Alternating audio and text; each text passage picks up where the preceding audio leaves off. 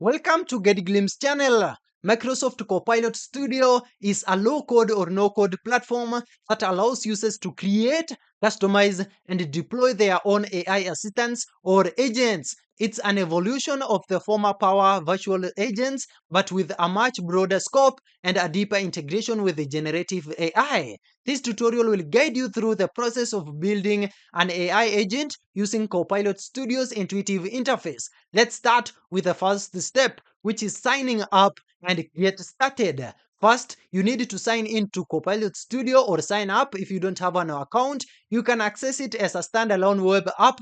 A free trial is actually available, which is a great way to explore the platform before committing to a paid plan. Now, log in. Go to the Copilot Studio website here and sign in with your Microsoft account.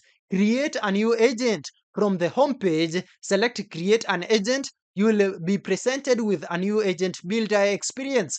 This builder has two main tabs, that is Describe and Configure. The second step is to define your agent's purpose.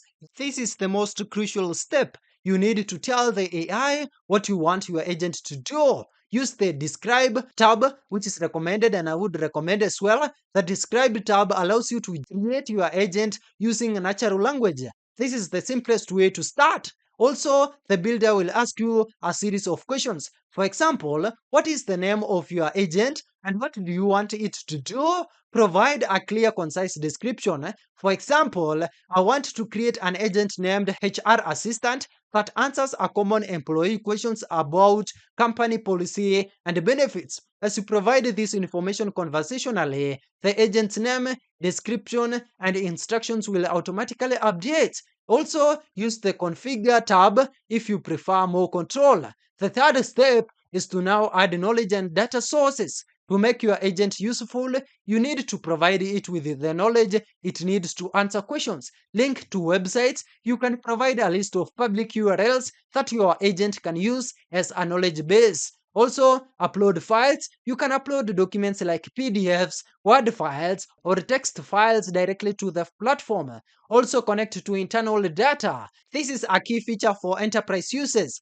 Copilot Studio can connect to your internal data sources like SharePoint sites, OneDrive folders, and even Microsoft Teams chats to provide context-aware answers. The fourth step is to add capabilities with the tools and plugins. This is where you give your agent the ability to take control. We have plugins. Pose has a rich library of pre-built plugins that can give your AI agent extra capabilities. These plugins can enable your bot to perform tasks like searching the web, generating images, and connecting to third-party services. Also, we have workflows. Pose's true power lies in its workflows orchestration. Use the Visual Workflow Builder to create automated multi-step tasks for your agent. For example, you can build a workflow that does the following. A user asks, "What's my leave balance?" The workflow connects to an internal HR system.